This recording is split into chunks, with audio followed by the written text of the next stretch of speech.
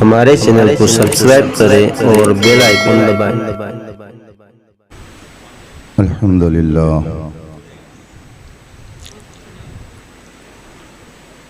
अल्हम्दुलिल्लाहिल्लज़ी अब्दअल अफ़लाक वल अर्दीन वस्सलातु वस्सलामु अला मन कान नबिय्यन व आदम बैनल माइ वत्तीन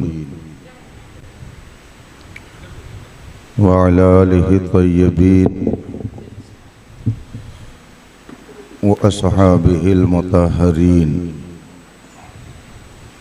व उलमाए मिल्लतिही अजमाईन अम्मा बाद फ़ौज़ु बिल्लाहि मिनश शैतानिर रजीम बिस्मिल्लाहिर रहमानिर रहीम इन औलियाउहु इल्लल मुत्तक़ून सदक़ल्लाहुल अज़ीम व सदक़ रसूलुहुन नबियुल अमीनुल करीम व नहनु अला ज़ालिका लमिनश शाहिदीन वश्शाकिरीन वल्हम्दुलिल्लाहि रब्बिल आलमीन। मजलिस पाक में जलवा फरमा सादाते किराम,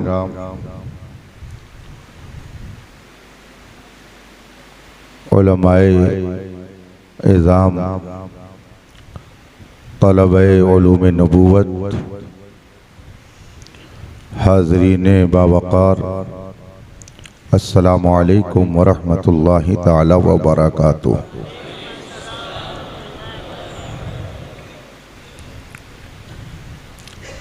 हज़रात,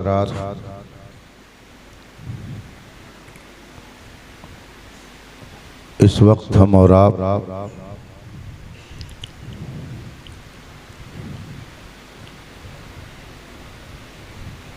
हिंदुस्तान के मशहूर सनाती शहर सूरत की अज़ीमुश्शान मस्जिद में अल्लाह और उसके महबूबों का जिक्र खैर सुनने और सुनाने के लिए जमा है।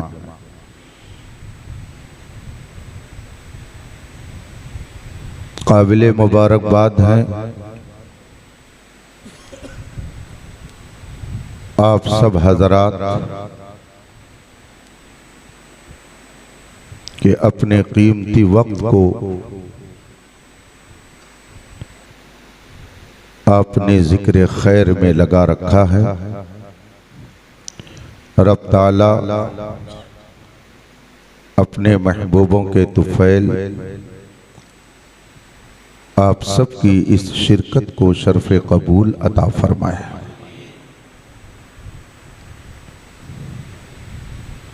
मेरे लिए मसर्रत और खुशी की बात है कि कुछ देर आपके दरमियान अपनी बातें रखने के लिए हाजिर हूँ और खुशी बालाए खुशी इस पर है कि मेरे कदीम करम फरमा गुले गुलजारे सियादत हजरत बापू दामाजिल्लुल आली से आज एक अरसे के बाद मुलाकात हो रही है। रब ताला इनके साए करम को तादेर सेहत व आफियत के साथ सलामत रखे। मुहतरम आली जनाब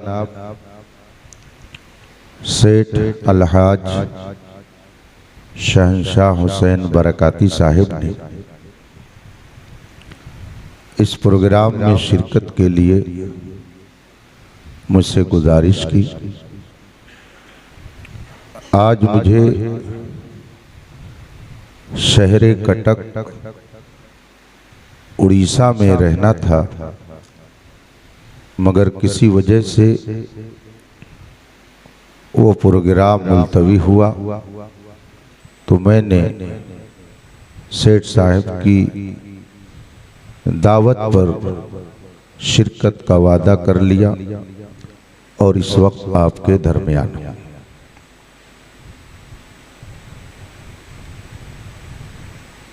रब ताला मेरी भी हाजिरी को शर्फ़ कबूल अता फरमाए। ये मुबारक महीना जिसे हम और आप अपनी अकीदत में सैयदना गौसे आज़म बड़े पीर दस्तगीर रज़ियल्लाहु ताला अन्हु की तरफ मंसूब करते हुए रबीउल गौस कहते हैं। आलम इस्लाम के लिए निहायत बाबरकत महीना है। इससे क़ब्ल 12 रबीउल अव्वल शरीफ की खैर व बरकत से भरी हुई वो तारीख गुजरी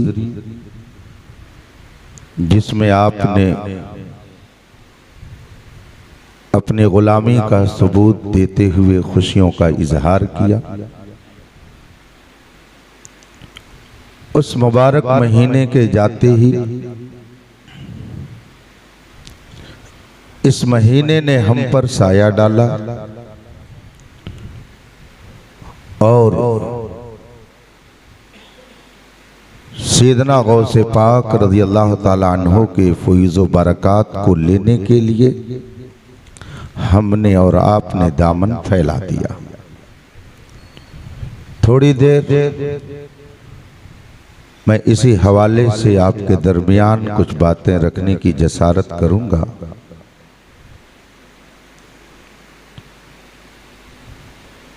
जलसे का उन्वान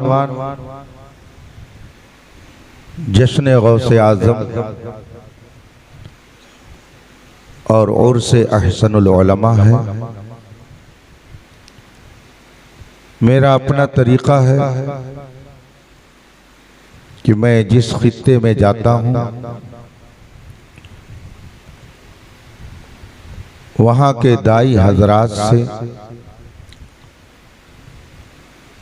मौजू के हवाले से कुछ मशवरा कर लेता हूँ और अगर ऐसा नहीं हो सका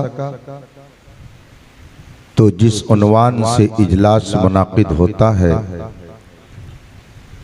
उस पर अपनी इस्तिताअत भर कुछ अर्ज करके वापस हो जाता हूँ।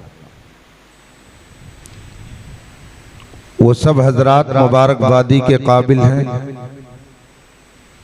जिन्होंने सरकार गौसे आज़म रज़ियल्लाहु ताला अन्हु की याद में इस महफिल को मुनाकिद किया।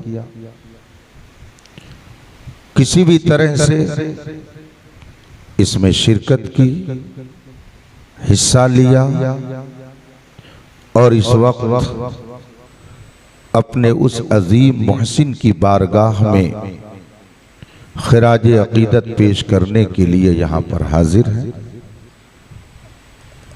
रब्ब लम यज़ल उन सब को सरकार गौसे पाक के फैज़ व बरक़ात से माला माल फरमाए।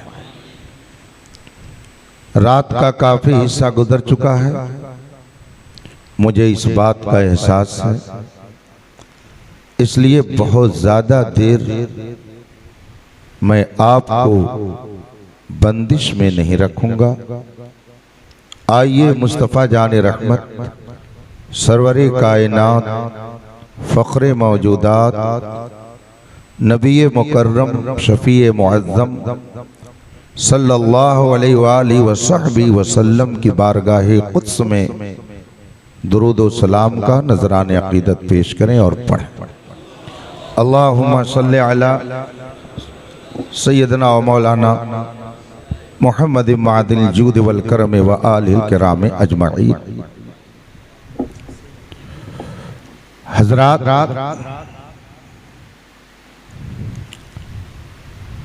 एक इंसान जब दुनिया में आए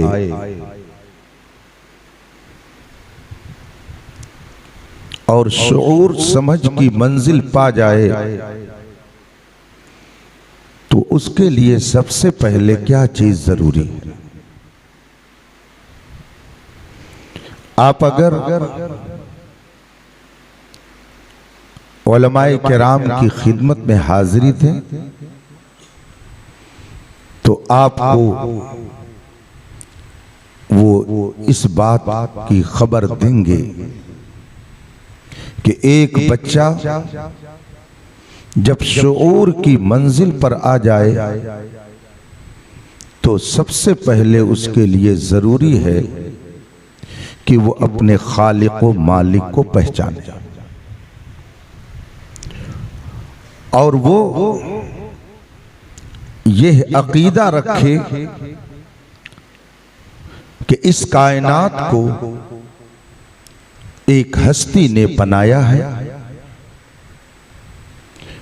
वही हस्ती इस कायनात को चलाती है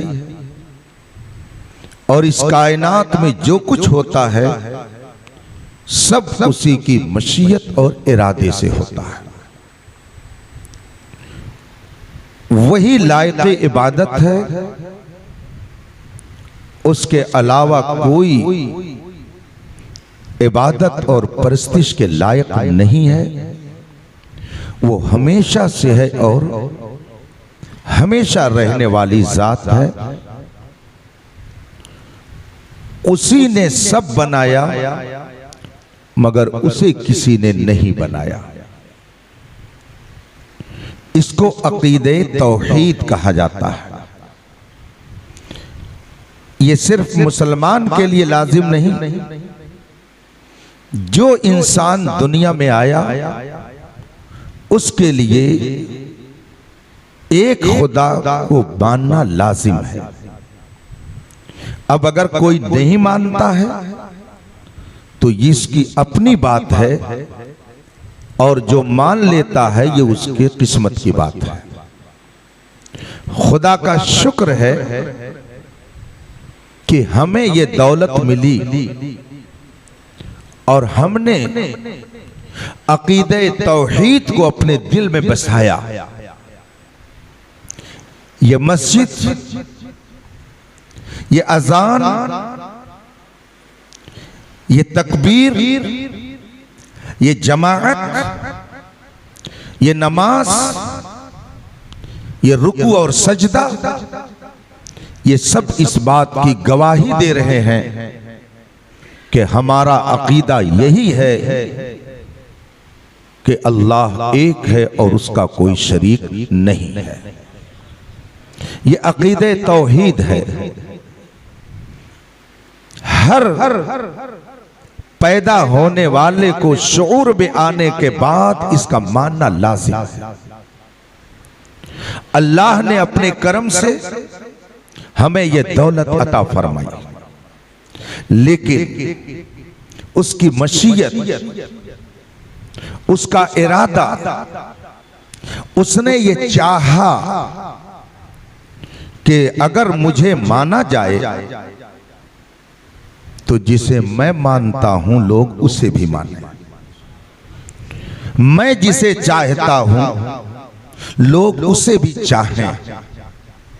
उसको आप एक मिसाल से यूं समझ सकते हैं कि एक शख्स ने ये दावा किया कि मुझे इस मस्जिद से प्यार है, मैं इस मस्जिद को बहुत चाहता हूं। इत्तेफाक से वो एक रोज मस्जिद में आया, पानी नल से गिर रहा था, कोई वुजू करने वाला नहीं था, पानी फजूल जाये हो रहा था, गिर रहा था।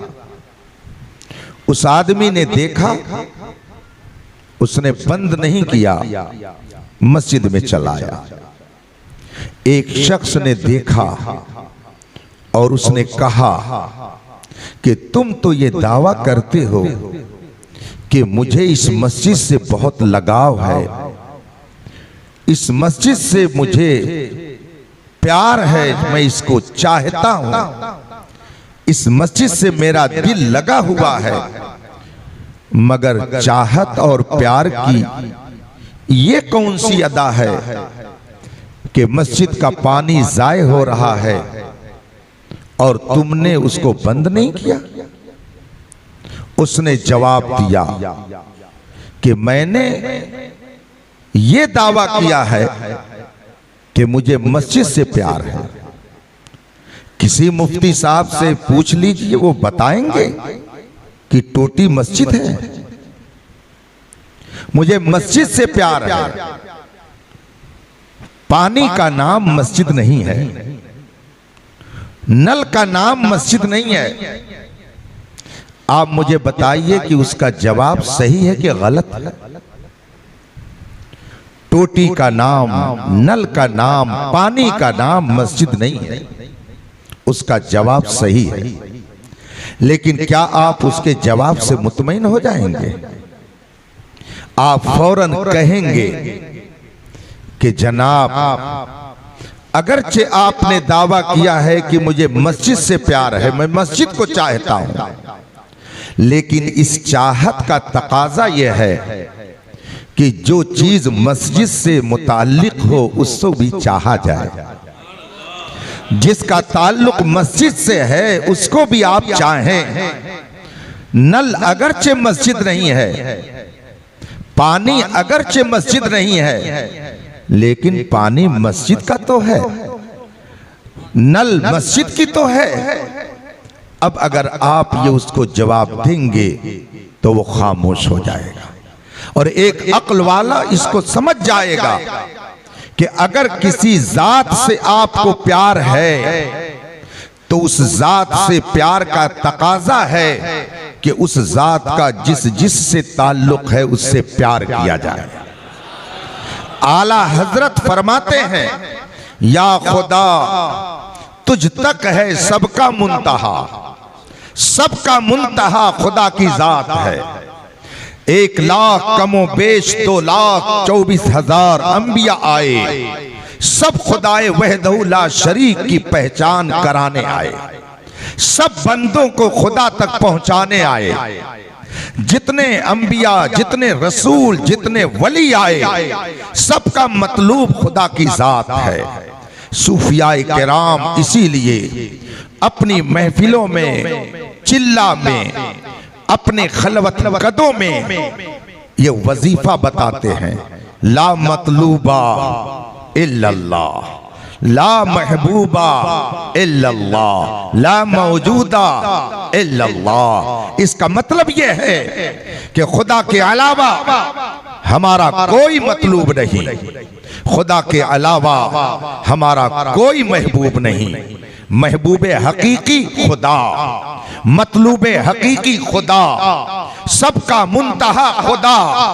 जितने नबी, जितने रसूल आए, सब ने यही बताया खुदा एक है। कायनात में जो कुछ होता है सब उसी के चाहने से होता है। मा तशाऊन इल्ला अन यशा अल्लाहु रब्बुल आलमीन, तुम कुछ नहीं चाहते बस वही जो खुदा चाहता है। फ़अालुल लिमा युरीद, वो जो चाहता है करता है। बल्कि कुरान में एक जगह फरमाया गया, अअंतुम तज़रऊन, क्या तुम खेती करते हो, फसल तुम उगाते हो, काश्तकारी तुम करते हो, एग्रीकल्चर में तुम मसरूफ रहते हो। तुमने तो ले जा करके दाना जमीन में डाल दिया। अगर मैं न उगाऊं तो देखे तुम्हारी कौन सी ताकत दाने उगा देती है, और अगर मैं पानी न बरसाऊं तो देखे कहां से उसमें हरियाली आ जाती है, और अगर मैं उसमें फूल न लगाऊं तो देखे कौन सी तुम्हारी मशीन उसमें फूल लगा देती है, और अगर उसमें मैं फल न लाऊं तो देखे तुम कैसे फसल काट लेते हो। अअंतुम तज़रऊन, क्या तुम खेती करते हो? अम नहनु ज़ारिऊन, या खेती हम करते हैं। इसका मतलब है दाना उगता है खुदा की कुदरत से, खेत तैयार होता है खुदा की कुदरत से, आंख में हमारे रोशनी है खुदा की कुदरत से, हाथ अगर हिल रहा है खुदा की कुदरत से, जबान अगर बोल रही है तो खुदा की कुदरत से। एक बंदे मोमिन का इस पर ईमान है, इज्जत खुदा देता है। कुरान फरमाता है व तो इज्जु मन तशा व तो ज़िल्लु मन तशा, तू जिसे चाहता है इज्जत देता है, तू जिसे चाहता है जिल्लत देता है। इस्लामी अकीदे के मुताबिक मर्ज वही पैदा करता है, शिफा भी वही देता है, औलाद भी वही देता है, हुस्न जमाल भी वही देता है, ताकत भी वही देता है। यह हमारा ईमान और अकीदा है। सब कुछ खुदा के चाहने से होता है, खुदा की कुदरत से होता है। ये है अकीदे तौहीद और हम इसी पर कायम हैं। लेकिन बात यहीं पर खत्म नहीं हो जाती। हमारा अकीदा है कि खुदा की कुदरत से सब हो रहा है। चांद खुदा की कुदरत से चल रहा, सूरज खुदा की कुदरत से गर्दिश में है, सितारे खुदा की कुदरत से झिलमिला रहे हैं, समंदर खुदा की कुदरत से चल रहे हैं, दरख्त खुदा की कुदरत से हरियाली दिखा रहे हैं। मगर हमने ये कैसे जाना कि खुदा बड़ी कुदरत वाला है? हम में से तो किसी ने खुदा को देखा नहीं, फिर कैसे आपने ये अकीदा बना लिया कि खुदा की कुदरत से ये सब होता है? तो खुदा ने अपने बारे में खुद इरशाद फरमाया, हदीस कुदसी है, अल्लाह तबारक व तआला का इरशाद है, जिसे मेरे मुस्तफा अली तहियत व सना ने इरशाद फरमाया। अल्लाह इरशाद फरमाता है, कुन्तु कंज़म मख्फिया, मैं एक छुपे हुए खजाने की तरह था, मुझे कोई जानता नहीं था। फ़अहबब्तु अन उअरफ़ा, तो मैंने चाहा कि मेरी पहचान हो, मैंने चाहा कि इंसान मुझे पहचाने, मैंने चाहा कि लोगों को मेरी मार्फत हासिल हो, तो मैंने मोहम्मद को अपनी पहचान बना के पैदा किया। इसका मतलब है कि अगर कोई खुदा की कुदरत को मानना चाहे तो उसे पहले मुस्तफा की कुदरत को तस्लीम करना पड़ेगा, और अगर वो नबी की कुदरत को नहीं तस्लीम करेगा तो वो खुदा की कुदरत की पहचान हासिल नहीं कर सकता है।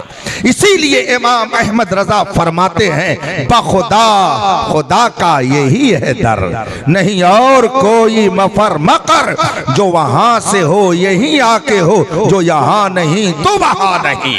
हमने ये जाना कि खुदा की कुदरत से चांद सूरज सितारे चल रहे हैं, मगर ये कैसे जाना? तो खुदा ने अपनी कुदरत का मजहर, अपनी कुदरत का जलवा अपने महबूब को बनाया, और महबूब को ये ताकत दे दी, ये तवानाई और ये कुदरत दे दी कि ऐ मेरे महबूब, अगर तुझे मुझ तक पहुंचाना हो और कोई मेरी कुदरत को जानना चाहे तो मैं तुझे ये कुदरत दे रहा हूं, और तू अपनी कुदरत दिखा देना। इशारा कर दोगे चांद दो टुकड़े हो जाएगा, इशारा कर दोगे सूरज वापस चला आएगा, इशारा कर दोगे दरख्त अपनी जगह से चला आएगा। और जब मेरे बंदे तेरी इस कुदरत को देखेंगे तो उनसे कहना कि मैं खुदा नहीं हूं, खुदा का बंदा हूं। जब खुदा के बंदे में ये ताकत है तो जिस खुदा ने मुझे ये ताकत दी है बिला शुबह वो खुदा बड़ी ताकत वाला है। तो मेरी कुदरत को वो उस वक्त तस्लीम करेंगे जब तेरी कुदरत का नजारा करेंगे। इसका मतलब है कि नबी जो पावर लेकर आता है वो खुदा तक पहुंचाने के लिए आता है, नबी जो ताकत लेकर के आता है वो खुदा की पहचान कराने के लिए आता है। इसीलिए जो लोग कहते हैं कि नबी मजबूर होता है, नबी कुछ नहीं दे सकता, वो नबी की कुदरत के मुनकिर नहीं है, हकीकत में वो खुदा की कुदरत का इनकार करते हैं। अल्लाह के रसूल सल्लल्लाहु अलैहि वसल्लम की कुदरत को देखने वालों ने देखा। अभी रबीउल अव्वल शरीफ का महीना गुजरा, फजाइल मुस्तफ़ा जान रहमत पर आपने उलमा से बयानात सुने कि नबी की कुदरत को देख करके लोगों ने खुदा को कैसे तस्लीम की। एक आराबी एक बद्दू, एक देहाती अल्लाह के रसूल सल्लल्लाहु अलैहि वसल्लम की बारगाह में हाजिर हुआ और उसने कहा, ए मोहम्मद अरबी सल्लल्लाहु अलैहि वसल्लम, मैंने ये सुना है कि आप नबी होने का दावा करते हो। आप कहते हैं कि मैं अल्लाह का नबी हूं। मेरे आका सल्लल्लाहु अलैहि वसल्लम ने फरमाया, हाँ बेशक मैं अल्लाह का नबी हूं, अल्लाह ने मुझे नबी बना के भेजा है। अब वो आराबी कहता है कि अगर आप अल्लाह के नबी हैं तो कोई सबूत दीजिए, कोई दलील दीजिए। मेरे आका सल्लल्लाहु अलैहि वसल्लम ने फरमाया, किस तरह की दलील चाहते हो, किस तरह का प्रूफ चाहते हो?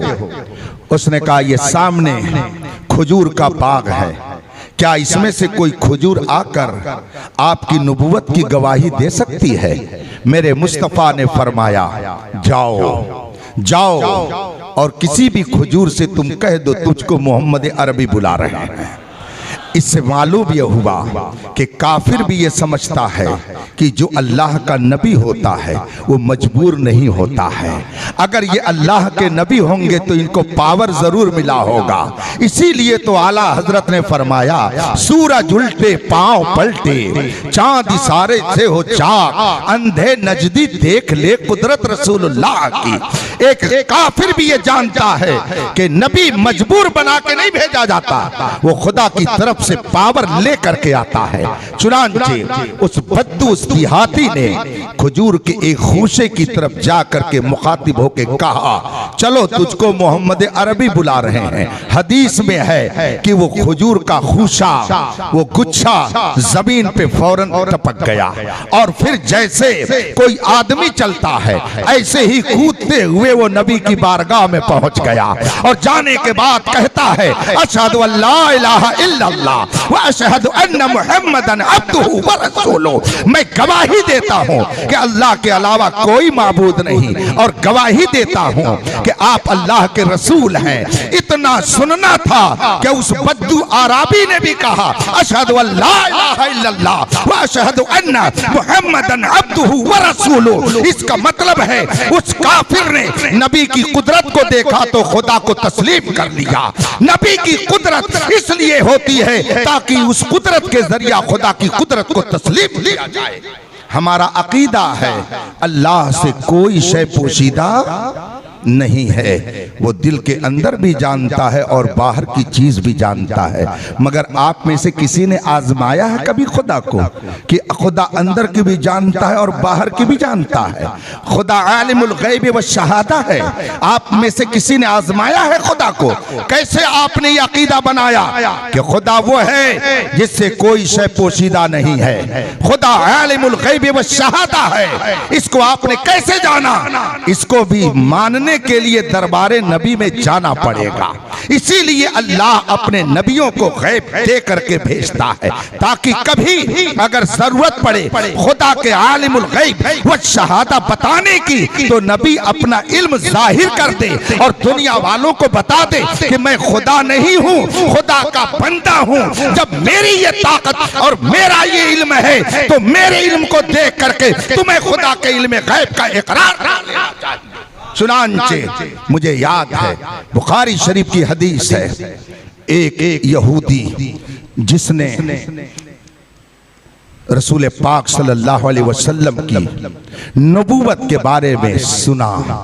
वो मदीने का रहने वाला, वो यहूदी और यहूदियों का सबसे बड़ा आलिम। उसने जब सुना कि मदीने में मोहम्मद अरबी ने आकर के दावत इस्लाम देनी शुरू कर दी और उसने अपने नबी होने का ऐलान किया है, वो यहूदी रसूल पाक की बारगाह में पहुंचा और जाकर के कहता है, ए मोहम्मद अरबी सल्लल्लाहु अलैहि वसल्लम, मैंने सुना है कि आप नबूवत का दावा करते हैं। अल्लाह के रसूल ने फरमाया, हाँ मैं अल्लाह का नबी हूँ। उसने कहा, अगर आप अल्लाह के नबी हैं तो मैं आपके इल्म का इम्तिहान लूंगा, मैं आपसे कुछ सवाल करूंगा और अगर आप उसका जवाब दे देंगे तो मैं मान लूंगा कि आप अल्लाह के नबी हैं। अल्लाह के रसूल ने यह नहीं फरमाया कि तुम पता नहीं कैसा सवाल करोगे, उसका जवाब मुझे मालूम हो कि न मालूम हो, मेरे आका ने ये नहीं फरमाया। इरशाद फरमाते हैं, बताओ तुम्हारा सवाल क्या है। उस शख्स ने कहा, मेरा पहला सवाल यह है कि कयामत की अहम निशानी क्या है, आप इसे बताइए। अल्लाह के रसूल ने फरमाया, दूसरा सवाल क्या है। उसने कहा, जब जन्नती जन्नत में जाएंगे तो खुदा जब जन्नतियों की मेहमानी करेगा और इन्हें खाना देगा तो जन्नत में सबसे पहला कौन सा खाना अल्लाह जन्नतियों को अता करेगा। और तीसरा सवाल मेरा यह है कि क्या वजह है कि जब किसी औरत को बच्चा पैदा होता है तो कभी वो बाप की शक्ल का होता है, कभी माँ की शक्ल का होता है, इसकी वजह क्या है। आप अगर इन तीनों सवालों का जवाब दे दें तो मैं समझ जाऊंगा कि आप अल्लाह के नबी हैं। मेरे मुस्तफ़ा ने यह नहीं फरमाया कि मैं क्या जानूं कि कयामत की निशानी क्या है, मुझे क्या पता कि जन्नत में क्या मिलेगा, इसलिए कि ये तो गैब की बातें हैं, मुझे क्या पता। अल्लाह के रसूल ने ये नहीं फरमाया और आपने ये भी नहीं फरमाया कि माँ के पेट में बच्चा पैदा, माँ के पेट से बच्चा पैदा होता है। क्या मैं माँ के पेट में घुसा हुआ रहता हूँ क्या कि तुमको बताऊं कि क्यों बाप की शक्ल का और क्यों माँ की शक्ल का बच्चा हुआ। अल्लाह के रसूल ने ये नहीं फरमाया, अपने इल्म का दरवाजा खोला और फौरन आपने तीनों सवालों का जवाब दे दिया। जो ही आपने जवाब दिया उसने कहा, अशहदु अल्ला इलाहा इल्लल्लाह व अशहदु अन्ना मुहम्मदन अब्दुहु व रसूलुहु। नबी के इल्म को देख करके उसने खुदा को तस्लीम किया। इसका मतलब है कि अगर खुदा को तस्लीम करना है तो मुस्तफा की बारगाह में जाना पड़ेगा।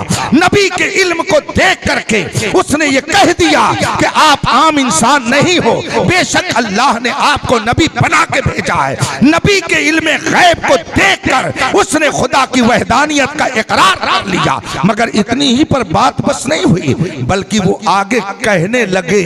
अब मेरा भी अंदाज बदल गया, वो अब कहने लगे, इसलिए कि अब वो सहाबी रसूल हो गए थे। अब वो कहने लगे, या रसूल अल्लाह, मैंने इस्लाम तो कबूल कर लिया है, मगर मैं जिस कौम से हूँ उस कौम का हाल क्या है। बुखारी शरीफ के अल्फाज हैं, इन्नल यहूदा कौमुन बुहतुन। या रसूल अल्लाह, मैं यहूदी कौम से था, मुझे मालूम है यहूदी गलत प्रोपगंडा करने में एक नंबर की कौम है, ये बहुत गलत प्रोपगंडा करने वाली कौम है। और जब ये सुनेगी कि मैंने आपकी गुलामी का पट्टा गले में डाल लिया है तो फिर मेरे खिलाफ भी ये बहुत गलत प्रोपगंडा करेगी। अल्लाह के रसूल फरमाते हैं, तुम क्या चाहते हो। उन्होंने अर्ज की, या रसूल अल्लाह, मेरी कौम के जो बड़े बड़े लोग हैं, मुअज़्ज़ज़ लोग हैं, उनको बुला लीजिए और फिर उनसे मेरे बारे में पूछिए। मैं चुप कहीं छुप जाता हूँ, वो जब मुझे देखेंगे नहीं तो जो क्लियरिटी होगी वही बताएंगे। अल्लाह के रसूल ने फरमाया, ठीक है। चुनांचे कासिद गया और यहूदियों के बड़े बड़े सरदारों को बुलाकर लाया। जब सहाबी रसूल ने देखा कि मेरी कौम के बड़े बड़े लोग आ रहे हैं, आप घर के अंदर चले गए, हुजरे में जाकर के बंद हो गए। अल्लाह के रसूल के पास यहूदियों के सरदार बैठे हैं। मेरे आका सरवरे कौनैन सल्लल्लाहु अलैहि वसल्लम ने उनसे इरशाद फरमाया, ये तो बताओ कि तुम्हारे दरमियान वो आदमी कैसा है। नाम जानते हैं उस सहाबी का क्या है। वो अपनी कौम में सबसे बड़ा आलिम, तौरेत का सबसे बड़ा जानकार, कौम यहूद का पेशवा, तारीख में बुखारी शरीफ की हदीस में जिनका नाम हजरत अब्दुल्ला इब्ने सलाम है। ये कौम यहूद के सबसे बड़े आलिम थे, उनका नाम अब्दुल्ला इब्ने सलाम है। जब आपने देखा कि मेरी कौम के बड़े बड़े लोग आ रहे हैं, फौरन हुजरे में अंदर जाके छुप गए। अब जब रसूल पाक के पास वो लोग बैठे, रसूल पाक ने उनसे पूछा, ये अब्दुल्ला इब्ने सलाम कैसा आदमी है, ये कौन आदमी है। बुखारी शरीफ के अल्फाज हैं, उनकी कौम ने कहा, हुवा अअलमुना व इब्नु अअलमिना व अखयरोना व इब्नु अखयरना, आप अब्दुल्ला इब्न सलाम के बारे में पूछते हैं। हुआ आलमोना, वो हमारी कौम का सबसे जय्यद आलिम है, हमारी कौम का सबसे बड़ा आलिम है, और सिर्फ खुद ही नहीं आलिम है, इब्नु आलमेना, उसका बाप भी अपनी कौम का बहुत बड़ा आलिम था, तो वो खुद भी बहुत बड़ा आलिम और उसका बाप भी बहुत बड़ा आलिम, और वो खुद भी हम में सबसे बेहतर और उसका बाप भी हम में सबसे बेहतर था। एक क्लास का आदमी है अब्दुल्ला इब्न सलाम। जो ही हजरत अब्दुल्ला इब्न सलाम की कौम ने ये जुमले कहे, हजरत अब्दुल्ला इब्न सलाम ने दरवाजा खोला और खोलते हुए रसूल पाक के सामने आकर के कहते हैं, अशहदु अल्ला इलाहा इल्लल्लाह व अशहदु अन्ना मुहम्मदन अब्दुहु व रसूलुहु, मैं गवाही देता हूँ कि खुदा के अलावा कोई माबूद नहीं, और गवाही देता हूँ कि मोहम्मद अल्लाह के रसूल हैं। जो ही उनकी कौम ने ये मंजर देखा, जबान बदल गई, अंदाज बदल गया, तरीका बदल गया। अब बजाय ये कहने के कि ये सबसे बड़े आलिम हैं, हदीस में है, फौरन उन्होंने अपनी बात को बदल दिया और कहा हुआ अशर्रोना, हुआ अशर्रोना, ये सबसे खराब आदमी है हमारी कौम का, ये सबसे बेकार आदमी है। इससे मालूम हुआ कि सहाबी के खिलाफ बकवास करना ये यहूदियों का तरीका है, यहूदियों का गलत प्रोपगंडा है। जब तक वो सहाबी नहीं थे तब तक वो सबसे बेहतर माने जाते थे, और सहाबी हो गए तो सबसे बुरे हो गए। इसका मतलब है सहाबियों को बुरा कहना ये यहूदियों का तरीका है, अहले सुन्नत का तरीका कभी नहीं हो सकता है। अल्लाह के रसूल सल्लल्लाहु अलैहि वसल्लम के इल्म को देख करके अब्दुल्ला इब्न सलाम ने इस्लाम कबूल कर लिया। इससे पता चला कि नबी के इल्म को जो मानेगा वही खुदा के इल्म को पहचानेगा, जो नबी के इल्म को मानेगा वही खुदा के आलिमुल गैब होने को तस्लीम करेगा। और एक वाकया और भी बहुत मशहूर है, हजरत अब्बास जो रसूल पाक के सगे चचा, रसूल पाक की खानदान के, अभी ये साहिब ईमान नहीं हुए थे, उस वक्त का वाकया है। मैदान बद्र जब वाक़े हुआ, उस वक्त मक्के के कुफ्फार, बड़े बड़े सरदार इस्लाम को खत्म करने के लिए मक्के से मदीने पर हमला करने के लिए चले। बड़े बड़े सरदाराने कुरैश, अबू जहल, फला फला, सब लोग उसमें थे, हजरत अब्बास भी उसी में थे। और जब मैदान जंग वाक़े हुई, मैदान जंग में नक्शा नहायत शानदार, न जाने कितने कुफ्फार और मुशरिकीन जहन्नम रसीद, और बहुत सारे लोग कैदी बनाए गए। जो कैद किए गए उसमें हजरत अब्बास भी थे, इन्हें भी कैद किया गया। और जब कैदी बनाकर मदीने में लाया गया, रसूल पाक ने सहाबा से मशवरा किया कि इन कैदियों के साथ क्या सलूक किया जाए। किसी ने कुछ मशवरा दिया, किसी ने कुछ, मगर हजरत अब्बास के बारे में खुद रसूल पाक सल्लल्लाहु अलैहि वसल्लम ने फरमाया कि मेरे चचा अब्बास भी पकड़ करके लाए गए हैं, इनको कोई सजा न दी जाए। हाँ, इनसे कहा जाए कि आप इतना सोना अपना मुआवजा दे दीजिए, फिदिये में आप इतना सोना दे दीजिए, आपको आजादी मिल जाएगी, आपको कोई सजा नहीं दी जाएगी। सहाबा ने जाकर हजरत अब्बास से कहा कि आपके लिए कोई सजा नहीं। रसूल पाक ने फरमाया है कि आप इतना सोना अपना मुआवजा दे दें, फिदिये में आप इतना सोना दे दें, आपको आजाद कर दिया जाएगा। जब हजरत अब्बास ने ये सुना, सीधे नबी पाक के पास गए और जाने के बाद कहते हैं, भतीजे, चूंकि नबी तो मानते ही नहीं थे, अभी वो साहिब ईमान नहीं हुए थे, जाकर के कहते हैं, भतीजे तुम जानते हो कि मेरी क्या पोजीशन है, तुमने मेरे ऊपर लाजिम कर दिया है कि मैं इतना सोना अगर दे दूं तो मुझे आजाद कर दिया जाएगा। भतीजे, मेरे पास इतना सोना कहां से आएगा कि मैं अपने कफारे और फिदिये में उतना दे करके आजादी हासिल करूं। जो ही हजरत अब्बास ने ये कहा, रसूल पाक फरमाते हैं, चचा जान, जब आप मक्के से चल रहे थे तो बताइए बंद डिब्बे में आपने चची को क्या दिया था? आपने चची को क्या दिया था? इतना जो कहा तो हजरत अब्बास के दिल की दुनिया बदल गई। उनके अंदर इनकलाब पैदा हो गया। हजरत अब्बास कहते हैं, भतीजे, जिस वक्त मैं मक्के से चलने लगा था, मैं घर में था, तुम्हारी चची मेरी अहलिया के अलावा वहां कोई तीसरा नहीं था। जब मैं चलने लगा था तो मैंने सोना बंद डब्बे में तुम्हारी चची को दिया था और मैंने उससे कहा था कि अगर मैं जंग में मारा गया तो इससे तुम्हारी जिंदगी बसर होगी और अगर मैं वापस आया तो इससे कारोबार किया जाएगा।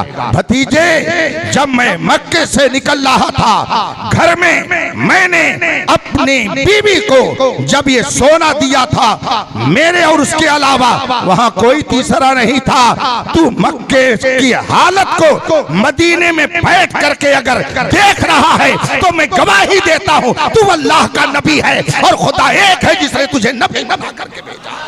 इसका मतलब है नबी के इल्म को देख करके खुदा को तस्लीम कर लिया। नबी खुदा की पहचान कराने आता है। इसीलिए आला हजरत फरमाते हैं, या खुदा तुझ तक है सबका मुंतहा, सबका मतलूब खुदा, सबका महबूब खुदा, सबका मुंतहा खुदा। खुदा की पहचान बन करके मुस्तफा आए। रसूल पाक के जरिया हमने खुदा की कुदरत को पहचाना और खुदा को वहदहु ला शरीक तस्लीम किया। लेकिन अल्लाह को यह भी मालूम है, अल्लाह को यह भी मालूम है कि एक जमाना ऐसा आएगा, एक जमाना ऐसा आएगा कि लोग मेरे नबी की कुदरत पर एतराज करेंगे, मेरे नबी के इल्म गैब का इनकार करेंगे। तो अब उसने सिस्टम बना दिया, उसने निजाम बना दिया, उसने तरीका बना दिया कि अगर मुझ तक पहुंचना है तो नबी को देखो, नबी को पहचानो, नबी की कुदरत को मानो, नबी के इल्म गैब को तस्लीम करो, नबी को देख करके मुझे तस्लीम करो। और अगर नबी की कुदरत को पहचानना है तो मेरा एक महबूब अब्दुल कादिर है, उसे देखो। तुम अगर नबी की कुदरत को पहचानना चाहते हो तो अब्दुल कादिर को देखो, वो नबी नहीं है, वो रसूल नहीं है, मेरे नबी का उम्मती है, मगर मैं उसको पावर दे करके भेज रहा हूं ताकि दुनिया वाले उस अब्दुल कादिर की कुदरत को देखें। जब उसकी कुदरत को देखेंगे तो उनको यकीन होगा कि जब नबी की उम्मत में रहने वाले इस वली की ये कुदरत है तो जिस उम्मत ने इस उम्मत में रहने के बाद इनको ये मकाम मिला है वो नबी बेलाशुबहा बड़ी कुदरत वाला है। तो वली की कुदरत को देख करके नबी की कुदरत का यकीन हासिल होता है। इसीलिए उलमा ने फरमाया, अल विलायतो जिल्लुन नबुव्वत वन नबुव्वतो जिल्लुल उलूहियत। विलायत क्या है? जलवे नबुव्वत है और नबुव्वत क्या है? जलवे उलूहियत है। गोया अगर खुदा वंदे कुद्दूस का जलवा देखना है तो नबी का जलवा देखो, और अगर नबुव्वत को पहचानना है तो वली का जलवा देखो। बज़ाहिर उसके हाथ में कुछ नहीं, लेकिन इशारा कर दे तो पूरा अना सागर उसके हाथ में आ जाए। ये खुदा की तरफ से उसे कुदरत मिला करती है। इससे मालूम हुआ कि ये विलायत का सिलसिला ये भी खुदा तक पहुंचाने के लिए है, खुदा की पहचान के लिए है। तो जो वलियों की विलायत और उनकी कुदरत का इनकार करता है वो गोया नबी की कुदरत का इनकार करता है। खुदा का शुक्र है हमारा सिलसिला वहां से लेकर यहां तक और यहां से लेकर वहां तक जुड़ा हुआ है। हम नबियों को भी मानते हैं, खातिमुल अंबिया को दिल जान से मानते हैं, नुहिब्बुका या रसूल अल्लाह का नारा लगाते हैं, वह कुल्लुना फिदाउन अला नअलैहि का नारा लगाते हैं, बल्कि हम अपनी जबान में ये कहते हैं ये एक जान क्या है, अगर हो करोड़ों तेरे नाम पे सबको वारा करूं मैं। हम तो खुले तौर पर ये कहते हैं सर पर हवाए जुल्म चले सौ जतन के साथ, अपनी कुलाह कज है उसी बागपन के साथ। हम तो ये कहते हैं हर जफा हर सितम गवारा है, हर जफा हर सितम गवारा है, या रसूल अल्लाह इतना कह दे कि ये हमारा है। हम तो इसके मुतमन्नी हैं, हम दुनिया में रहने के लिए नहीं आए, हम दुनिया से जाने के लिए आए। मगर आए किस लिए, हमको ज्यादा गौर करने की जरूरत नहीं है। हिंदुस्तान के 200-400 साल में जो नुमाया शख्सियत पैदा हुई, वो बहुत बड़ी मुफक्किर भी, वो बहुत बड़ी मुदब्बिर भी, वो बहुत बड़ी मुफस्सिर भी, वो बहुत बड़ी मुहद्दिस भी, वो बहुत बड़ी मुफ्ती भी, वो शख्सियत बहुत बड़ी फकीह भी, जिसे हम अपने प्यार की जबान में आला हजरत कहते हैं। उन्होंने हमको पता बता दिया, हम क्या जमीनो जमा तुम्हारे लिए, चुनीनो चुना तुम्हारे लिए, बने दो जहां हम आए यहाँ और उठे भी वहां, बल्कि दहन में ज़बां और बदन में है जान। ये सब कुछ हमारा मुस्तफा के लिए है, इसलिए कि हम ये जानते हैं कि वो जो न थे तो कुछ न था, और वो जो ना हो तो कुछ ना हो। जान है वो जहान की, जान है तो जहान है। हमारा वजूद, हमारी सांस, सांसों की धड़कनें, दिलों के अंदर गर्दिश करने वाला खून, रगों में दौड़ने वाला खून, हमारी आंखों की रोशनी, जो कुछ है ये मुस्तफा का सदका है। ला व रब्बिल अर्श, जिसको जो मिला उनसे मिला, पड़ती है कौनैन में नेमत रसूलुल्लाह की। तो अगर खुदा को पहचानना है तो दरबारे मुस्तफा में जाना पड़ेगा, कहीं का हो, इससे कोई फर्क नहीं पड़ता, चाहे अरबी हो चाहे अजमी, ईरानी हो या तुरानी। जिसको खुदा की मार्फत हासिल करनी, उसे नबी की बारगाह में जाना है। अगर कोई अफ्रीकी है और नबी की बारगाह में पहुंच गया तो उसने खुदा को पहचान लिया, और अगर कोई मक्की है, कोई मदनी है, मगर नबी के दरबार का गुलाम नहीं बना, तो ना उसने नबी को पहचाना ना खुदा को पहचाना। इसलिए हमको इससे कोई मरऊब न करे कि ये फला जगह के हैं, ये ढेका जगह के हैं। हमें मालूम है अबू लहब मक्की था, मक्की नहीं था, मक्की था। अबू लहब के पास कितनी निस्बतें थी मालूम है? वो अरबी था, एक निस्बत। अरब का एक इलाका हिजाज कहलाता है, वो हिजाजी था, तो वो अरबी, वो हिजाजी। और हिजाज में सबसे एक इलाज के जो इलाके, उन इलाकों में मक्का, तो वो मक्की था। तो वो अरबी था, वो हिजाजी था, वो मक्की था। ये तो रिहाइश के एतबार से फजीलत, और फिर खानदान के एतबार से वो कुरैशी था।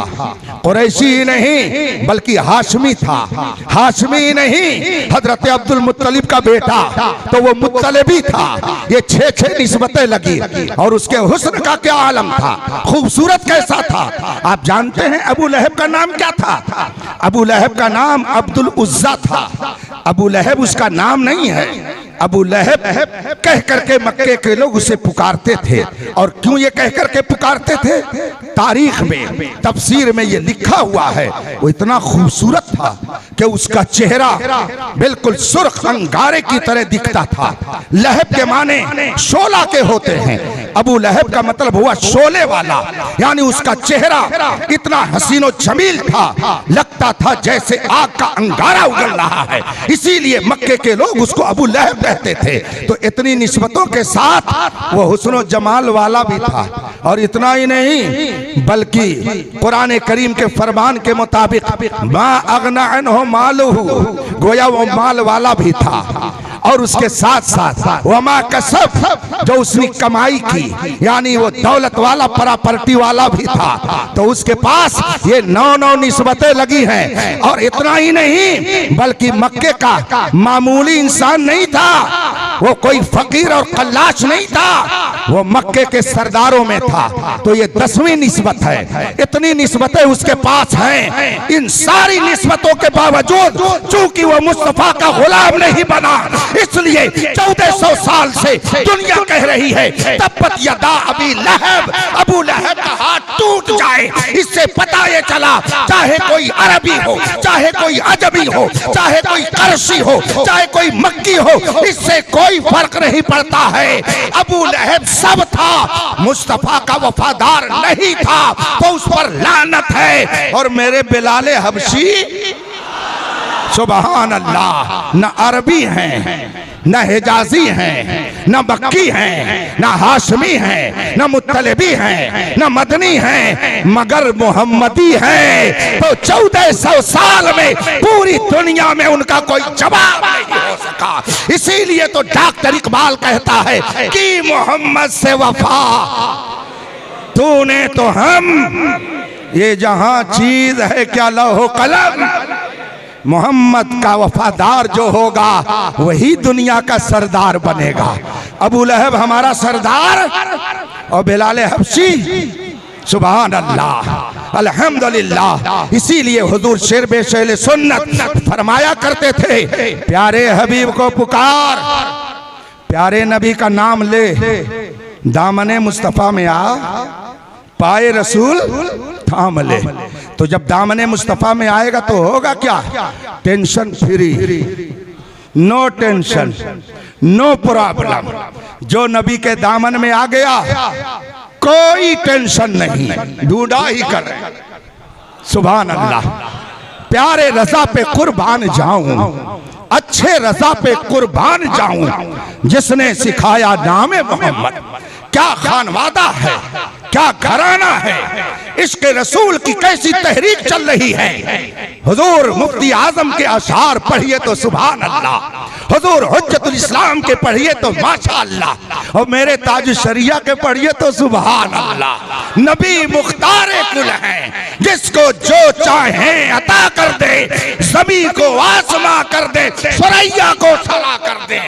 जहां में उनकी चलती है, हाँ उन्हीं की चलती है। तो आप कहेंगे आज तो कुछ लोगों की और चल रही है, तो गड़बड़ हो जाएगा।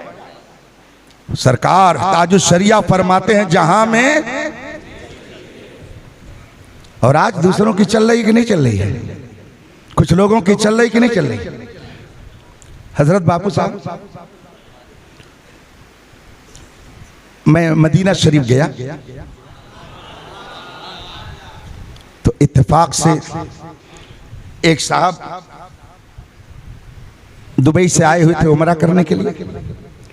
एक दिन रात में मेरे पास आए और कहा कि चलिए फला जगह प्रोग्राम में, मदीना शरीफ की बात है। मैंने कहा सुभान अल्लाह, बहुत अच्छा। गौसल किया, कपड़ा पहना, महफिल में पहुंच गया।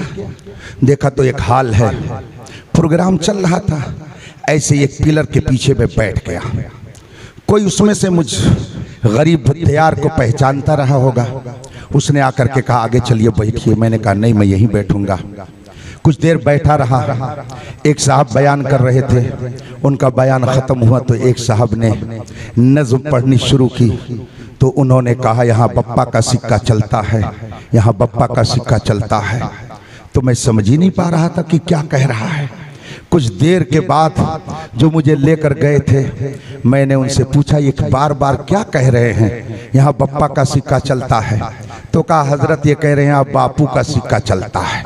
मैंने कहा ला हौला वला कुव्वता इल्ला बिल्लाह, मेरे बापू का सिक्का यहाँ मदीने तैयबा में आकर के कोई ये कहे कि यहाँ बापू का सिक्का चलता है? सुभान अल्लाह, मेरे ताजुश शरिया ने क्या फरमाया है।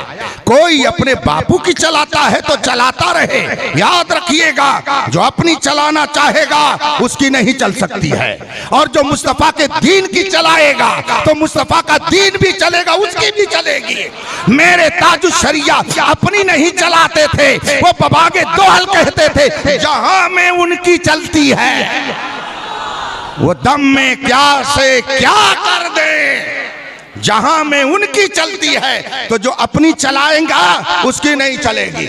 आला हजरत ने कभी अपनी नहीं चलाई, कभी अपनी नहीं चलाई। उन्होंने हमेशा पूरी दुनिया को यही बताया और सबको सुनाया, ठंडा ठंडा मीठा मीठा पीते हम हैं, पिलाते ये हैं, रब है मोती ये है कासिम, रिस्क उसका है ये खिलाते हैं। और आदमी जिसकी खाता है उसकी गाता है। ये फिर बात फंस गई, आप बोल दिए फंस गए। कुछ लोग बोल करके फंस जाते हैं, मगर जो होशियार होते हैं वो निकलने के लिए रास्ता भी तलाश लेते हैं। अभी आप पहले सवाल के जवाब में फंस गए। हुजूर ताजुल शरिया फरमाते जहां में उनकी चलती है, मगर हम देखते हैं औरों को भी चलती है। अभी मैंने कहा कि जो उनकी खाता, जो जिसकी खाता है उसकी, आपने कहा उसकी गाता, मगर कुछ लोग तो जिसकी खाते उसकी नहीं गाते हैं। तो गोया दो तरह के लोग हैं, कुछ खाते हैं तो गाते हैं और कुछ खाते हैं तो गुर्राते हैं। तो हम गुर्राने वालों में बल्कि गुनगुनाने वालों में है, गुनगुनाने वालों में है, इसलिए कि हम रजा के गुलाम हैं। हुजूर मुफ्ती आज़म हिंद के मोतक़दीन में हैं, मसलक आला हजरत वाले हैं। हम गुर्राने वालों में नहीं हैं, गुनगुनाने वालों में हैं। इसलिए कि हमारे सरकार मुफ्ती आज़म हिंद ने फरमाया है, खाते हैं तेरे दर का, पीते हैं तेरे दर का, पानी है तेरा पानी, दाना है तेरा दाना। और कुछ लोग जो गुर्राते हैं, आला हजरत उनके बारे में फरमाते हैं, तेरा खाएं तेरे गुलामों से उलझे बड़े बेहया खाने गुर्राने वाले। तो गुर्राने वालों में मत बनिएगा, गुनगुनाने वालों में बनिएगा। अगर गुनगुनाने वाले न बनेंगे तो समझ लीजिए यहाँ भी नुकसान होगा और वहां भी नुकसान होगा। प्यारे हबीब को पुकार, प्यारे नबी का नाम ले, दामने मुस्तफा में आ। जब नबी के दामन में आएगा तो वो तुझे जलील नहीं होने देंगे, वो रुसवा नहीं होने देंगे, वो बेइज्जत नहीं होने देंगे। जो नबी का वफादार हो जाएगा, नबी उसे कहीं, नबी को वो कहीं से पुकारे, वो चाहे सूरत में रहे या किसी और खित्ते में रहे, वल्लाह वो सुन लेंगे, फरियाद को पहुंचेंगे। इतना भी तो हो कोई जो आह करे दिल से। इसलिए आप कभी अपने आप को बेसहारा न समझिएगा। जिस नबी का आप कलमा पढ़ते हैं वो नबी शर्क की भी सुनता है, गर्ब की भी सुनता है, शिमाल की भी सुनता है, जुनूब की भी सुनता है। सिर्फ सुनता ही नहीं है बल्कि अपनी आंखों से देखता भी है। उसके नजरे इनायत का हाल ये है कि अगर किसी गमगीन को मुस्कुरा कर देख ले तो दम में दम आ जाए, और किसी फकीर को देख ले तो इज्जतदार बन जाए। आला हजरत फरमाते हैं जिस तरफ उठ गई दम में दम आ गया, उस निगाहे इनायत पे आदमी जिसकी खाता है उसकी गाता है। हम नबी की खाते हैं तो नबी की, इसलिए नबी के वफादार जो होंगे वही अल्लाह की रहमत के हकदार होंगे। मगर हम देखते हैं बहुत सारे लोग अल्लाह की रहमत से हिस्सा पाते हैं। तो इसका जवाब कुरान ने दिया और उसका तर्जमा मेरे आला हजरत ने फरमाया। अल्लाह इरशाद फरमाता है, मैं कान अल्लाहु लियुअज़्ज़िबहुम व अंत फीहिम, ऐ मेरे महबूब तेरा दर्जा मेरी बारगाह में बहुत बड़ा है। वरना पुरानी कौमों का अंजाम क्या हुआ, जिसने नबी की शान में गुस्ताखी की। कुरान पढ़िए, किसी कौम ने अपने नबी की गुस्ताखी की, अल्लाह ने उसे बंदर बना दिया। किसी कौम को अल्लाह ने खिंजीर बना दिया। किसी कौम पर आग की बारिश हुई और पूरी कौम जला करके राख कर दी गई। ये सब कुरान में है। मगर अल्लाह ने करम फरमाया, मैं कैन अल्लाहु लियुअज़्ज़िबहुम व अंत फीहिम। ऐ मेरे महबूब, तू मुझे इतना प्यारा है, इतना मेरा महबूब है कि जब तक तू जलवागर रहेगा मैं तेरी उम्मत को आम अजाब में मुब्तला नहीं करूंगा। आम अजाब में मैं तेरी उम्मत को मुब्तला नहीं करूंगा।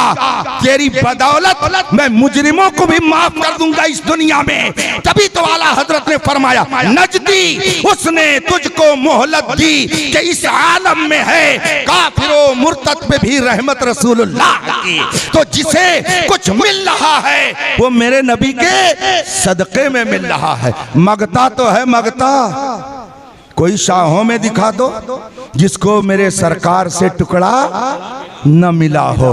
मगर नबी की कुदरत को जाना कैसे, नबी के इल्म गैब को जाना कैसे, नबी की रहमत को जाना कैसे, नबी के तसर्रुफ को जाना कैसे? तो अल्लाह ने नबी के खूबियों का जलवा बना करके हमारे दरमियान गौसे आजम को पैदा फरमा दिया। अब जब गौसे आजम आए तो गौसे आजम पढ़ लिख करके तो वहीं से आए थे, मगर गौसे आजम को भी अल्लाह की तरफ से ये इल्म था। एक जमाना आएगा बेपढ़े लिखे लोग भी गौसे आजम बनने का दावा करेंगे, बेपढ़े लिखे जाहिल लोग भी आरिफे बिल्लाह और कुतुब बनने का दावा करेंगे। क्या निजाम है, क्या सिस्टम है। पढ़े लिखे लोग तो एक तरफ, 10 उंगली में अंगूठी बड़ी बड़ी और लंबे लंबे बाल और रख लिया रुमाल और महफिल में आ गया हाल, तो ये सबसे बड़े अल्लाह वाले हो गए। और अगर कह दिया जाए हजरत आप नमाज नहीं, अरे तुम्हारी जुरात कैसे हुई मुझ पर एतराज करने की? और अगर मुरीद है तो और भी ज्यादा जलाल में आएगा। चाय कर्म केतली ज्यादा गर्म, उस कहेगा तुम्हारी जुरात कैसे हुई मेरे पीर पर तंज करने की? मेरे पीर काबा शरीफ में नमाज पढ़ते हैं, तुम्हारी क्या हैसियत, तुम्हारी क्या मजाल है? गौसे आजम भी ये जानते थे ऐसे होगा और जाहिल कुतुब बनेंगे, बनने की कोशिश करेंगे। इसलिए अपनी अम्मी से गौसे पाक ने कह दिया, गर्चे मुझे खुदा ने बहुत इल्म दिया है, लेकिन जरा मेरा सामान तैयार कर दो ताकि मैं जाहिरी इल्म हासिल करने के लिए बगदाद चला जाऊं और दुनिया वालों को ये सबक मिल जाए कि बगैर इल्म जाहिर हासिल किए हुए कोई वली। अब चले बगदाद, और जब बगदाद मुअल्ला पहुंचे तो सुबहान अल्लाह, पढ़ा आपने, इल्म जाहिर हासिल किया, इल्म तफसीर, इल्म हदीस, इल्म तसव्वुफ, इल्म फिक्ह, दुनिया का हर इल्म गौसे आजम ने हासिल किया। ऐसी मंजिल पर पहुंचे कि पूरे बगदाद में उनके जमाने में उनसे बड़ा न कोई आलिम, न उनसे बड़ा कोई मुहद्दिस, न उनसे बड़ा कोई मुफक्किर, न उनसे बड़ा कोई वली, न उनसे बड़ा कोई कुतुब, न उनसे बड़ा कोई गौस, न उनसे बड़ा कोई इमाम, न उनसे बड़ा कोई पेशवा, न उनसे बड़ा कोई आरिफे बिल्लाह था। वो गौसे आजम के जो वली कब्ल हुए, बाद हुए या होंगे, सब अदब रखते हैं दिल में मेरे आका तेरा। ये शान गौसे आजम की। उनके इल्म का आलम क्या था? एक मसला पैदा हो गया बगदाद में। एक नौजवान ने कसम खा ली कि मैं अल्लाह की ऐसी इबादत करूंगा कि जिस वक्त वो इबादत मैं करूं पूरी दुनिया में कोई वो इबादत ना करे, और अगर मैं ऐसी इबादत ना करूं तो मेरी बीवी को 3 तलाक। जाहिर सी बात है, दोस्त को तो तलाक दे नहीं सकता था, किसी और को तलाक दे नहीं सकता था, बीवी ही बेचारी मिलती है सब कुछ सुनाने के लिए। तो उसने यही कसम खाई कि मैं अल्लाह की ऐसी इबादत करूंगा कि कोई ऐसी इबादत ना करे उस वक्त, और अगर ऐसी इबादत ना कर सकूं तो मेरी बीवी को 3 तलाक। उसने जज्बे में आकर के कसम तो खा लिया, नजर तो मान लिया, लेकिन अब बाद में सोचने लगा कि या अल्लाह मैं कौन सी इबादत करूं कि जिस वक्त वो इबादत मैं करूं दुनिया में कोई वो इबादत ना कर रहा हो। अब वो बेचारा परेशान हो गया, सोचा कि कल रोजा रखूंगा, अब जहन में बात आई कि अगर मैं कल रोजा रखता हूं तो कौन गारंटी ले सकता है कि कल पूरी दुनिया में कोई रोजा नहीं रखेगा। मैं अगर नमाज पढ़ता हूं तो जिस वक्त मैं नमाज पढ़ूंगा कैसे गारंटी ली जा सकती है कि उस वक्त कोई नमाज नहीं पढ़ रहा होगा। या अल्लाह, मैं कौन सी इबादत करूं कि मेरी कसम पूरी हो जाए और मेरी बीवी को तलाक ना पड़े। बीवी का मसला था, परेशान हो गया। अब जब आदमी परेशान होता बीवी के मसले में तो कहां जाता है? नेताजी के पास कहां जाता है? हाँ, मौलाना लोगों पे गलत तबसरा करने वालों, बीवी भी बचती है तो मौलाना लोगों ही के जरिया। पहुंचा वो नौजवान बगदाद के एक आलिम के पास और उनसे कहा, हुजूर मैंने ये कसम खा ली, आप बताएं मैं अल्लाह की कौन सी इबादत करूं कि मेरी कसम पूरी हो जाए। वो बहुत गौर करते रहे मगर उनकी समझ में कोई बात नहीं आई। कहा इसका जवाब मुझे नहीं समझ में आ रहा, जाओ बगदाद में बहुत सारे आलिम हैं।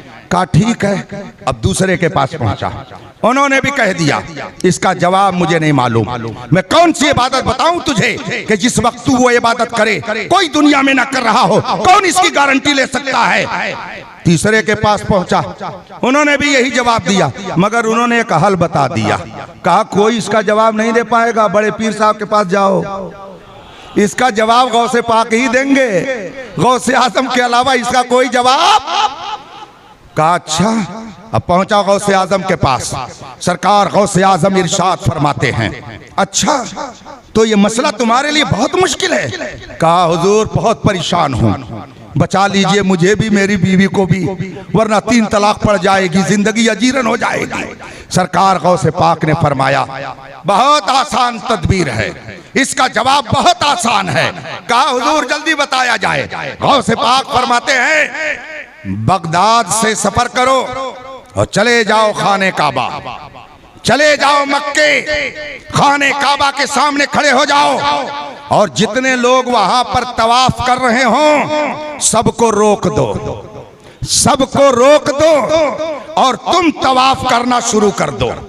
जब तुम तवाफ करोगे पूरी कायनात में खाने काबा वही है और तवाफ जो होगा वही होगा, पूरी दुनिया में कहीं तवाफ नहीं होगा। ये वो इबादत है कि जब तुम करोगे तो तुम्हारी कसम पूरी हो जाएगी।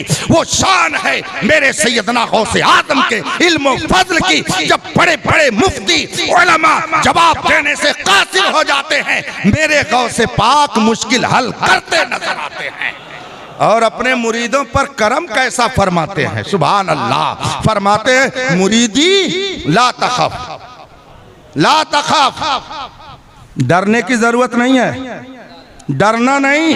ये कौन फरमाते हैं? गौसे पाक। मुरीदी ला तखफ वाशिन फइन्नी अज़ूमुन कातिलुन इंदल क़िताली। गौसे पाक फरमाते हैं मेरे मुरीद डरना नहीं, अगर कोई तुम पर हमला करेगा और तुम मुझसे सच्ची अकीदत रखते हो तो मैं तुम्हारी तरफ से उस पर हमला कर दूंगा, उस पर हमला कर दूंगा। और अगर आप इसका जलवा देखना चाहते हो तो फिर चलिए बरेली, आला हजरत के यहाँ चलिए। अभी मैंने एक किताब लिखी है, 2 महीने पहले उसका इजरा हुआ है। किताब का नाम है करामाते आला हजरत।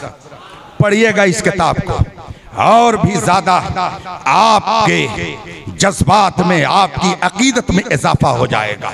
उसमें एक वाकया मैंने पढ़ा किताबों में, जो मैंने उसके अंदर दर्ज किया है कि जब आला हजरत की किताबें फैलने लगी, आला हजरत का इल्म फैलने लगा, बड़े बड़े उलमा आला हजरत की बारगाह में रुजू करने लगे तो मुखालिफीन के पेट में मरोड़ पैदा हो गई। वो चीखने चिल्लाने लगे, उनके सीने पे सांप लौटने लगा। मरता क्या ना करता।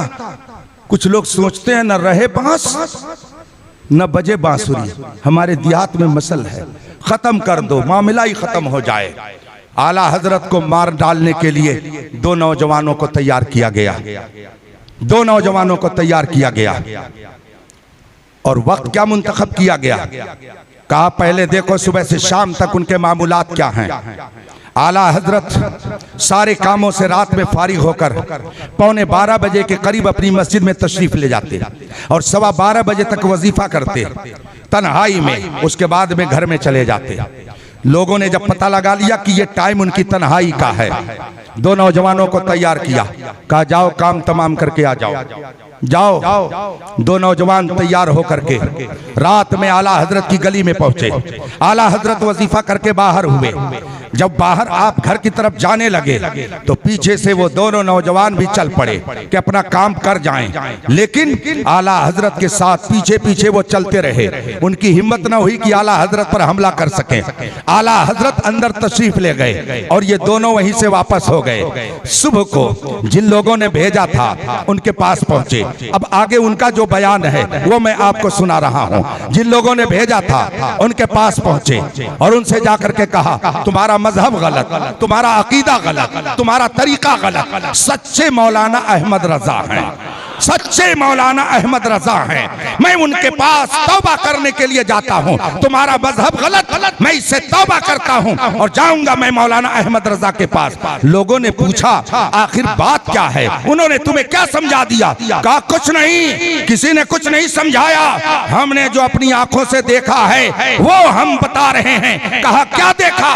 कहा हम जब उनको कत्ल करने के इरादे से आगे बढ़े तो हमने देखा एक शेर उनकी दाहिनी तरफ और दूसरा शेर उनके बाईं तरफ उनके साथ हिफाजत करते हुए उनके घर तक गया। जो परवरदिगार अहमद रजा की हिफाजत शेरों से कराता है वो गलत नहीं हो सकता है, बेशक वही सही है, हम उसके मसलब को कबूल। चुनांचे वहां से लात मार के आला हजरत के यहाँ पहुंचे। आला हजरत पहचान गए। ये लतीफा कहानी नहीं सुना रहा हूँ, दास्ताने हक सुना रहा हूँ। जो लोग आला हजरत की मुखालफत करते हैं और मुंह छोटा बड़ी बात कह देते हैं, अरे आला हजरत की तहकीक, आला हजरत की तहकीक वो है कि खुद तहदीस नेमत के तौर पर फरमाते हैं मुल्के सुखन की शाही तुमको रजा मुसल्लम, के संत आ गए हो सिक्के बिठा दिए हैं। वो शान थी कि चौचा शरीफ के एक बहुत बड़े बुजुर्ग हजरत सैयदना अली हुसैन अशरफी मियां रहमतुल्लाह ताला अलैह, उनसे जब कोई उनका मुरीद पूछता हजरत इस मसले में क्या किया जाए, आपका क्या फरमान है, तो वो फरमाते मेरा फरमान वही है जो बरेली के मौलाना अहमद रजा का फरमान है। मेरा हर मुरीद वही काम करे, उसी पर अमल करे जो बरेली के मौलाना अहमद रजा फतवा देते हैं। ये कौन कह रहा है? हजरत सैयदना अली हुसैन अशरफी मियां फरमाते हैं, जिनकी शान बहुत बुलंद। आला हजरत ने उन दोनों नौजवानों को देखा, पहचान लिया, फरमाया कैसे आना हुआ? क्योंकि रात तो कोई वाकया पेश आया नहीं। अब उन लोगों ने शर्माते लजाते अपनी बात कही और कहा हुजूर रात हम आपको कत्ल करने के इरादे से आए थे, लेकिन हमने देखा कि एक शेर आपके दाईं तरफ, दूसरा शेर आपके बाईं तरफ आपकी हिफाजत करते हुए आपके घर तक आया। हुजूर हम फला अकीदे से ताल्लुक रखते थे, मगर हमने अपनी आंखों से ये देखा तो हम तौबा करने के लिए आपकी बारगाह में आए हुए हैं। आला हजरत ने ये नहीं फरमाया ये मेरा कमाल था, ये मेरी करामत थी। फरमाते हैं सुभान अल्लाह। आला हजरत फरमाते हैं अल्लाह का शुक्र है, अल्लाह अपने बंदों की अपनी मदद से हिफाजत फरमाता है। आला हजरत फरमाते हैं ये दाहिनी तरफ जो तुमने देखा ये मेरे मदीने वाले आका की मदद थी, और ये जो बाईं तरफ तूने देखा ये मेरे गौसे पाक की मदद थी जो बगदाद से चल के आई थी। तभी तो आला हजरत फरमाते हैं क्या दबे जिस पे हिमायत का हो पंजा तेरा, शेर को खतरे में लाता नहीं कुत्ता तेरा। हम लोग अल्हम्दुलिल्लाह कादरी गुलाम हैं, इसमें कोई शक नहीं है। तभी तो कहते हैं सदका रसूल पाक का झोली में डाल दो, हम कादरी फकीर हैं या गौसल मदद, हम तो मांगने वाले ही हैं। आला हजरत ने फरमाया वही रब है जिसने तुझको हम तन करम बनाया, हमें भीख मांगने को तेरा बताया। तो हम तो भीख मांगने वाले हैं, लेकिन जो लोग नबी से वली से मांगने को शिर्क कहते हैं, कल मैदान महशर में क्या करेंगे? क्या होगा वहां पे जब नफसी नफसी का आलम होगा? जाहिर सी बात है शफात मांगने के लिए लोग जाएंगे कि नहीं जाएंगे? तो पहले कहां जाएंगे? हजरत आदम अलैहिस्सलाम के पास। वो कहेंगे इज़ाबू इला गैरी, किसी और के पास जाओ, किसी और के पास जाओ, किसी और के पास जाओ। तो हर दरवाजे पे जाना पड़ेगा, तो हमारे लिए तो कोई मसला ही नहीं है। इसलिए कि हम तो यहाँ भी जाते ही हैं। अरे कभी मखदूम मुहाइमी के यहाँ चले गए, कभी हजरत सैयदना दीन के यहाँ चले गए, कभी हजरत सैयदना शाह आलम के यहाँ चले गए, कभी ख्वाजा गरीब नवाज के यहाँ चले गए, कभी मखदूम पाक के यहाँ चले गए, कभी वारिस पाक के यहाँ चले गए, कभी मखदूम मीना के यहाँ चले गए, कभी साबिर पाक के यहाँ चले गए, और कभी आला हजरत के यहाँ चले गए, और अब तो ताज शरिया भी बांट रहे हैं। सुभान अल्लाह। तो हमारे लिए कोई मसला ही नहीं है, हम तो जाएंगे ही। लेकिन जो लोग मांगने को शिर्क कहते थे वो कैसे जाएंगे, वो कैसे जाएंगे? और वो भी जलवे खुदा मौजूद, और उसे छोड़ करके जाएंगे। तो आला हजरत भी रहेंगे, हम भी रहेंगे, और आप भी रहेंगे।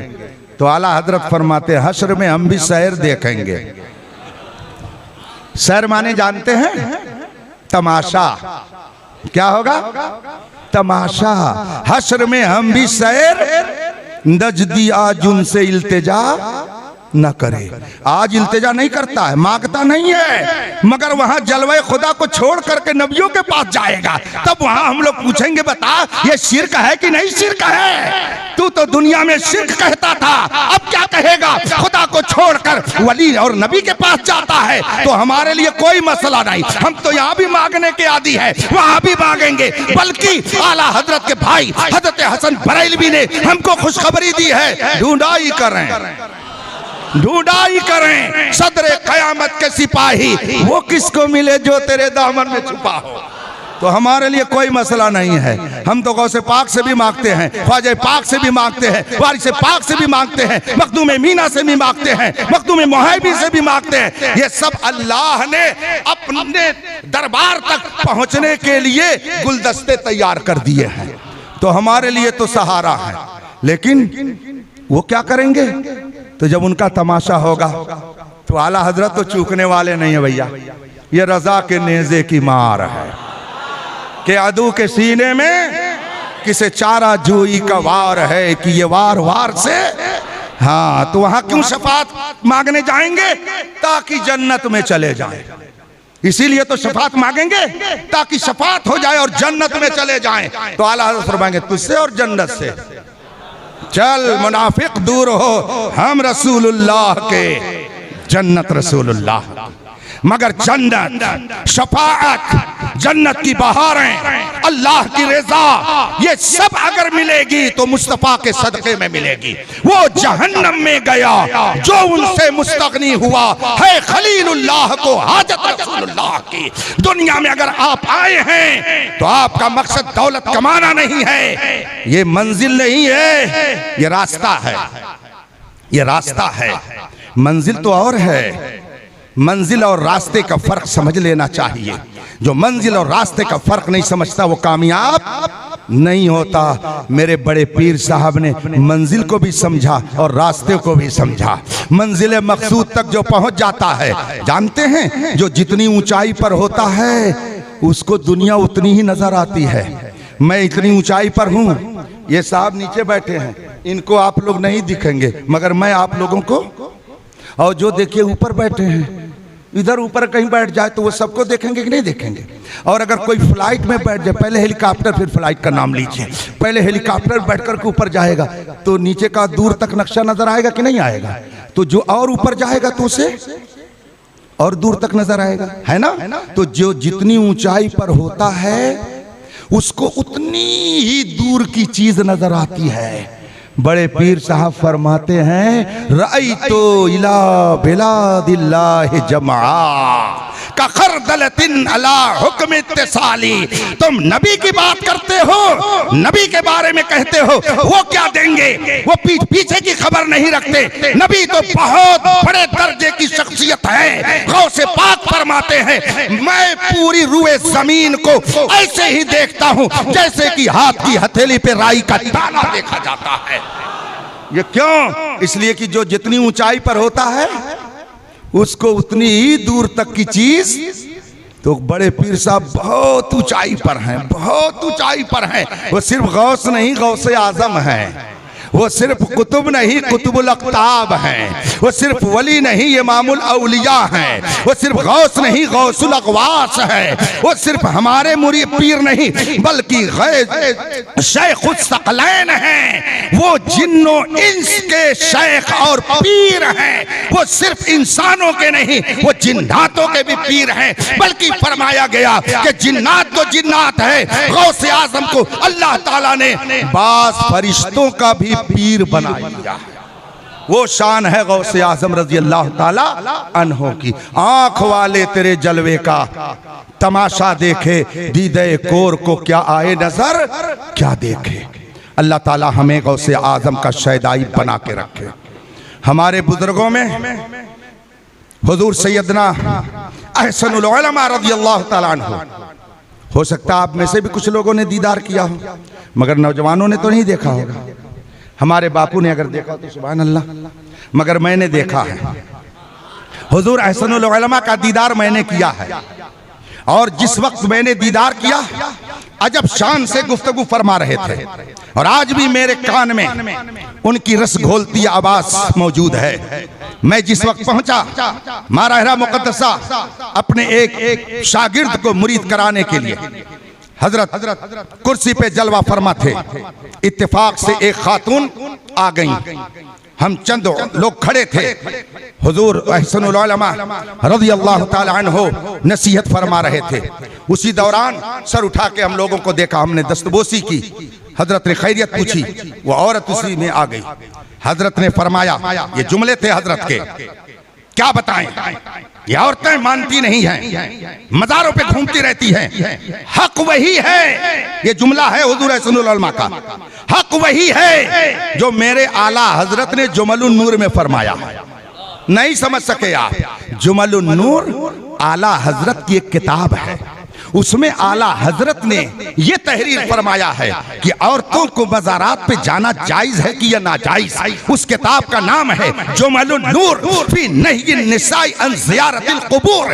हुजूर अहसनुल उलमा फरमाते हैं, हक वही है जो मेरे आला हजरत ने, ये जुमला मैंने खुद सुना, फरमाया जो मेरे आला हजरत ने जुमलुन नूर में फरमाया वही सही है। इसका मतलब है हुजूर अहसनुल उलमा जिंदगी भर इमाम अहमद रजा के मसलक तबलीग फरमाते और फरमाते थे, तीन लोगों को बहुत जांच पड़ताल कर मुंतखब करना चाहिए।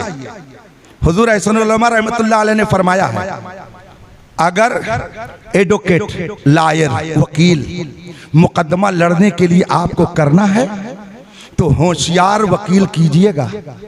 हुजूर अहसनुल उलमा फरमाते, होशियार वकील मुंतखब कीजिए वरना मुकदमा हार जाएंगे, जमीन हाथ से चली जाएगी। तो अगर मुकदमा लड़ना है तो होशियार वकील मुंतखब कीजिए वरना जमीन जायदाद से हाथ धो लेंगे।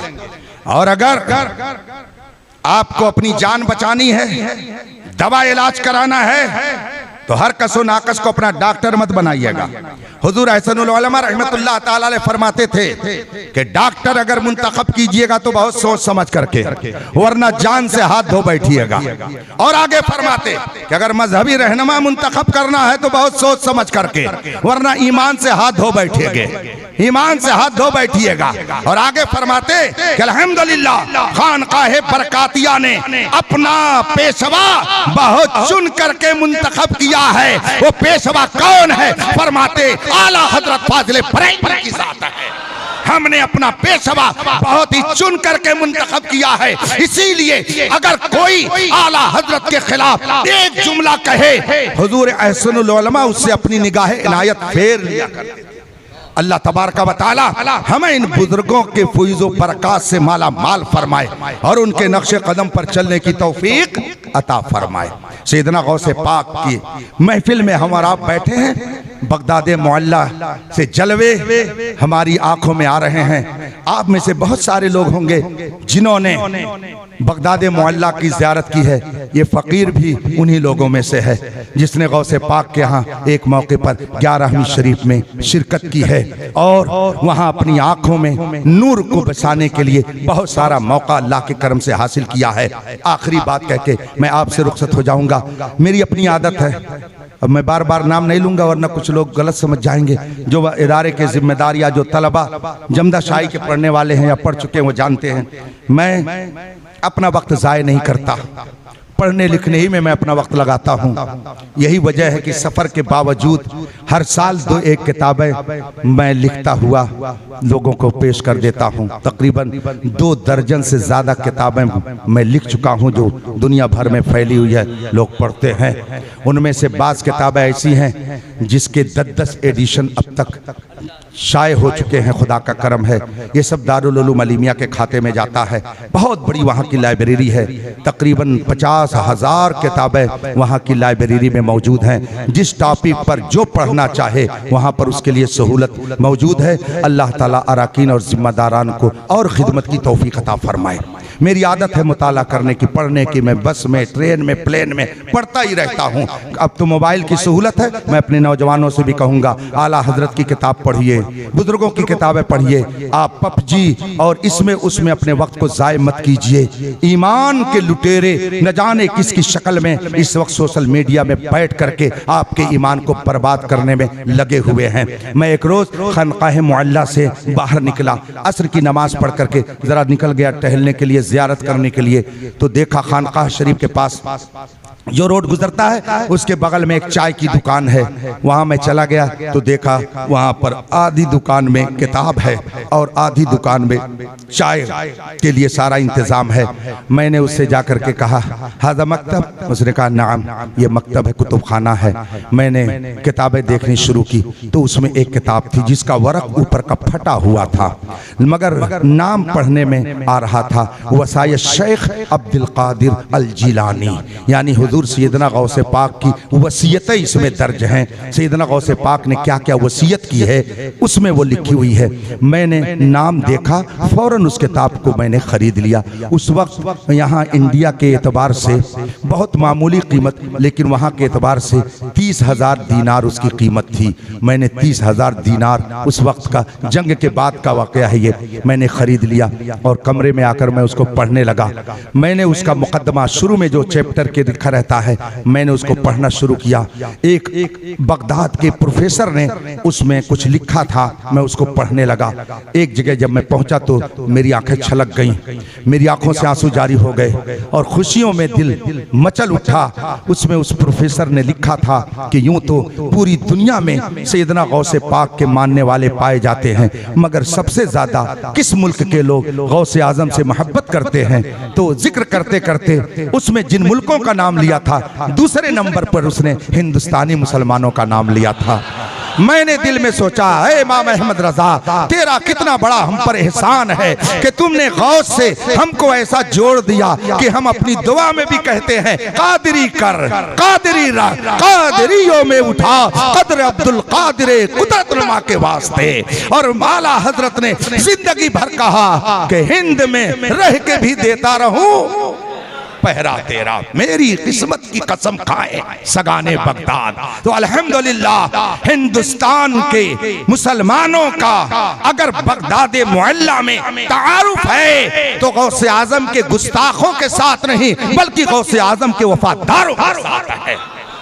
और फिर गौसे आजम के वफादारों में जब हम रहेंगे तो इंशाअल्लाह खुशखबरी, आखिरी बात ताज शरिया दे करके गए अख्तर कादिरी खुल्द में, हाँ, और सिर्फ वही नहीं गए, आगे फरमाते खुल्द वाह है, वाह के माने खुली हुई है, जन्नत खुली हुई है। किसके लिए? खुल्द वाह है हर एक कादिरी के लिए। कादरी बन के रहिए, गौसे आजम के गुलाम बन के रहिए। ये मत समझिए कि हम चिश्ती हैं तो कादरी कैसे बन जाएंगे। मेरे बापू से पूछिए, मजरे चिश्तो बुखारा वेरा को अजमेर, कौन सी किस्त पे बरसा नहीं झाला तेरा? वो कौन सी किस्त है, वो कौन सा ऐसा बाग है, वो कौन सा गुलसितान है जहां मेरे गौसे आजम का फैजान नहीं जारी है? पूरी दुनिया में गौसे आजम का फैजान जारी है। किसी ने कहा था ये सिर्फ सुन्नी लोग मनाते हैं और जब सुन्नी नहीं रहेंगे तो उनका जिक्र भी नहीं रहेगा। आला हजरत ने ललकार करके कहा मिट गए, मिटते हैं, मिट जाएंगे, आदा तेरे न मिटा है न मिटेगा कभी। वाखिरु दावाना अनिल हम्दुलिल्लाहि रब्बिल आलमीन। अस्सलाम।